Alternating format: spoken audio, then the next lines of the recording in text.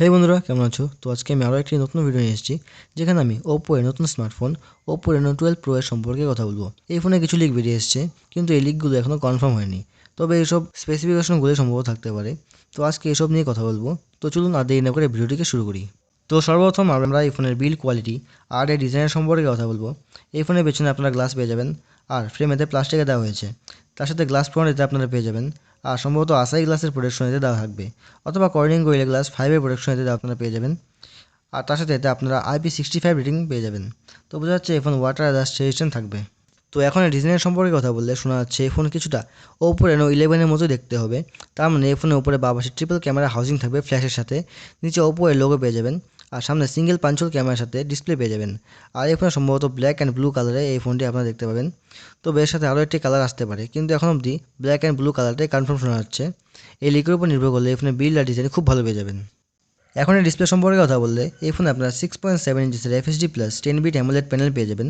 তো স্ক্রিনেতে বলে দেওয়া হয়েছে কন্টেন্ট ওয়াচিং করতে ভালো লাগবে, কিন্তু ওয়ান হ্যান্ড ইউজ করতে সমস্যা আসতে পারে।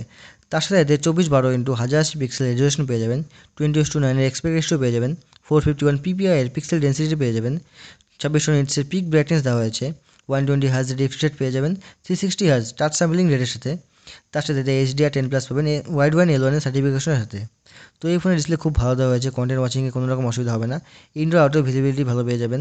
তার সাথে ওয়াইড ওয়ান L1 থাকার কারণে এই ফোনে নেটফ্লিক্স, অ্যামাজন HD কন্টেন্ট দেখতে কোনো রকম অসুবিধা হবে না। এখন এর পারফরমেন্স সম্পর্কে কথা বললে এই ফোন আপনারা পেয়ে যাবেন MediaTek Dimensity 9200 প্রসেসর। এই প্রসেসর 4nm তৈরি হয়েছে, এনার্জি এফিসিয়েন্সি ভালো পেয়ে যাবেন, হিটিং ইস্যু খুব কম পাবেন। এই প্রসেসর ভালো দেওয়া হয়েছে, এতে আপনারা খুব স্মুথ গেমিং করতে পারবেন 90 FPS পর্যন্ত। তার সাথে এতে LPDDR5X র্যাম টাইপ পেয়ে যাবেন UFS 3.1 এর স্টোরেজ টাইপের সাথে। তো এতে গেমিং খুব ভালো করতে পারবেন। এর আন্তঃস্কোরের কথা বললে এই ফোনে 13 লাখের আশেপাশে আন্তঃস্কোর বেরিয়ে আসে। তো বোঝা যাচ্ছে এই ফোনের পারফরমেন্সের দিক থেকে আপনাদের কোনো রকম অসুবিধা হবে না। এখন আমরা এর ক্যামেরা সম্পর্কে কথা বলবো। তো এই ফোনে আপনারা 3টে ক্যামেরার হাউসিং পেয়ে যাবেন, যেখানে মেন ক্যামেরা 50 মেগাপিক্সেল হবে, এটি OIS সাথে আসবে। তার সাথে 50 মেগাপিক্সেল টেলিফোটো লেন্স দেওয়া হয়েছে 2x অপটিক্যাল জুমের সাথে, আর এতে 8 মেগাপিক্সেলের আলট্রা ওয়াইড ক্যামেরা দেওয়া হয়েছে। তো এইসব ক্যামেরা এতে আপনারা পেয়ে যাবেন, কিন্তু এতে কোন সেন্সর দেওয়া হয়েছে তা জানা যায়নি। আর এই ফোনের রিয়ার ক্যামেরা দিয়ে আপনারা 4K 60 FPS দিয়ে ভিডিও রেকর্ড করতে পারবেন। এখন সেলফি ক্যামেরার কথা বললে এতেও আপনারা 50 মেগাপিক্সেলের সেলফি ক্যামেরা পেয়ে যাবেন, আর এতেও আপনারা 4K 60 FPS দিয়ে ভিডিও রেকর্ড করতে পারবেন। তো ওভারঅল ক্যামেরা খুব ভালো দেওয়া হয়েছে, ক্যামেরার দিক থেকে আপনাদের কোনো অসুবিধা হবে না। ব্যাটারি সম্পর্কে কথা বললে এখানে আপনারা 5000 mAh ব্যাটারি পেয়ে যাবেন 67 ওয়াটের ফাস্ট চার্জিংয়ের সাথে, আর এদের 67 ওয়াটের ফাস্ট চার্জার আপনারা বক্সের ভেতরেই পাবেন।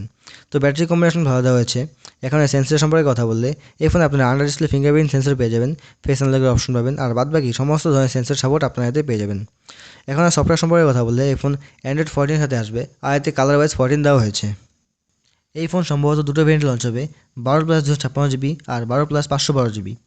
আর এর দামের কথা বললে এই ফোনের দাম এখনও অবধি সঠিক বলা যাচ্ছে না, কারণ এর সম্পূর্ণ স্পেসিফিকেশন বের হয়নি, কিন্তু 90% চান্স এটাই যে এই স্পেসিফিকেশনগুলোই হবে। এই মুহূর্তে সঠিক প্রাইস বলা খুব মুশকিল। তবে আপনাদের কী মনে হয় এর দাম কত হতে পারে আমাকে কমেন্টে অবশ্যই জানাবেন।